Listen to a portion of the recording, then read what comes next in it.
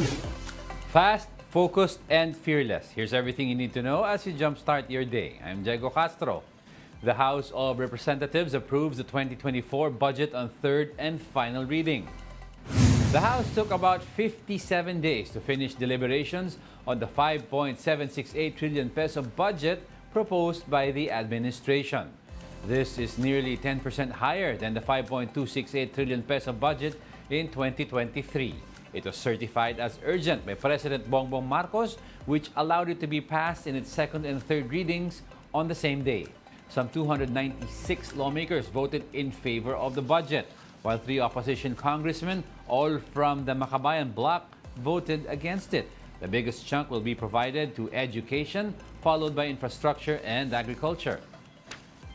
We are confident that every centavo reflects the overarching targets to usher economic transformation towards inclusivity and sustainability. Tiwala ko na hindi lamang makatulong sa ipinasa nating budget para sa mapabuti at sa kalagayan ng mga Pilipino, susi din ito para magtuloy-tuloy ang ating pagbangon tungo sa mas magandang kinabukasan.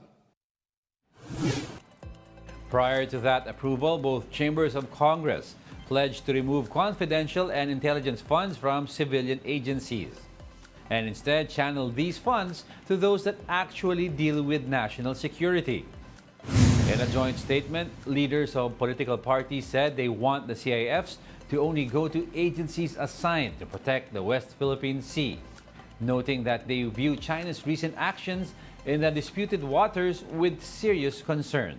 They are talking about the Chinese Coast Guard's recent installation of a floating barrier in Bajo de Masinloc. To ramp up response to such actions, the House lawmakers believe CIFs should go to departments engaged in surveillance. These are the National Intelligence Coordinating Agency, National Security Council, Coast Guard, and the Bureau of Fisheries and Aquatic Resources.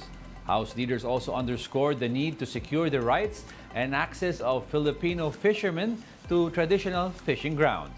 Senators have also expressed intent to either slash or remove confidential funds from civilian agencies and reallocate these to security agencies. Senate Majority Leader Joel Villanueva said a special committee has been formed to look into agencies proposed the intelligence funds. Isa po doon sa aming napag-usapan immediately ay may scrutinize ito, malaman kung saan ba talaga inilalagay at magkaroon ng general rule na wag nating bigyan ng intelligence funds yung mga hindi naman nangangailangan. We are not against confidential funds per se, intelligence funds per se, but we just wanted accountability. Iloilo Representative Janet Garin maintains that the transfer of 125 million peso CIF to the office of the Vice President was legal. Garin told the big story that the budget was legally released from the Budget Department's contingent funds. The 125 million peso OVP budget was the subject of much speculation after being spent in just 19 days, as confirmed by the OVP itself. This was fueled by Vice President Sara Duterte's refusal to elaborate where it was used. Garin said there was no augmentation, utilization of savings, or any transfer from the office of the President at all. Garin, however, noted that this is still subject to audit by the COA. Nagkaroon ng exchange ng dokumento para ma-assess yung pangangailangan. The DBM Secretary, the DBM recommended the amount to the President approved, and there was a release of contingent fund to OVP. In other words, it's legal. We'll be back with more stories after the break. Keep it here on One News.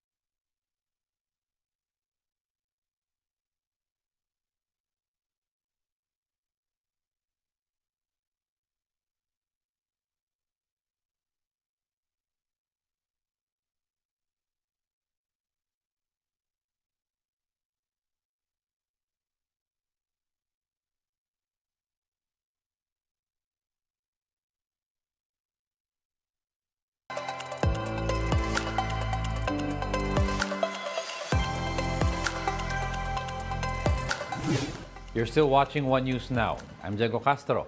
The Bureau of Immigration is looking to tap artificial intelligence or AI for its operations. Long lines in immigration counters have been a persistent problem, especially in the country's main gateway, NAIA. That's why the BI is hoping to integrate AI in their line of work. The agency said immigration officers ideally process around 200 departing passengers per day. But in reality, they're processing almost double that figure. The Bureau may be able to start using AI once electronic gates with biometric features are installed, first in international airports by the third quarter of next year. Lesser na yung interaction between the passenger and the immigration officer. So lesser na ang chance or opportunity for corruption. Wala nang discretion. Masosolve natin yung whatever complaints that we are hearing. In weather, PAGASA is monitoring two low-pressure areas. The first LPA was located east of extreme northern Luzon within the Philippine Area of Responsibility. Its trough will bring rains over Visayas, Zamboanga Peninsula, northern Mindanao, Caraga, and Davao region. The weather disturbance, though, is expected to dissipate within the day. The other LPA was seen outside PAR, east of southeastern Luzon. The Weather Bureau said it may enter the PAR and develop into a tropical cyclone in the coming days. Meanwhile, the southwest monsoon or habagat will continue to bring rains over northern Palawan. Metro Manila and the rest of the country may also expect rains due to localized thunderstorms. In sports, let's check in on how our athletes are doing in the 19th Asian Games. Marjeline Didal was unable to make it back-to-back gold medals as she fell short in the women's street final of skateboarding. Didal, who is recovering from a fractured ankle that put her out of action for 11 months, came in last among the 8 competitors in the finals. Nonetheless, Didal is just happy to be back competing and skating once more. Over in tennis, 18-year-old Alex Ayala recovered after absorbing an opening set sweep for a 2-1 comeback against Japan's Kyoka Okamura in the quarterfinals of the women's single tennis event. The Pinay tennis sensation will now advance to the semifinals, securing at least a bronze medal. Ayala will face world number 23 and top-seeded Zheng Qinwen of China in the semis. And Filipino Wushu Sanda athlete Gideon Padua settled for the bronze medal in the Asian Games. Unfortunately, Padua had to forfeit in the 60-kilogram semifinal match against his Iranian opponent to avoid further risk after re-injuring a broken nose. The gold medal hopes now rest upon the shoulders of Clemente Tabugara Jr. and Arnel Mandal. Mandal defeated his Kyrgyzstan foe in the Wushu Sanda men's 56-kilogram match to advance to the finals and have a chance at bringing home the gold. And that's it for this hour. Join us again at 9 a.m. as we continue to monitor the day's biggest stories. I'm Diego Castro. We are One News, all sides, all the time.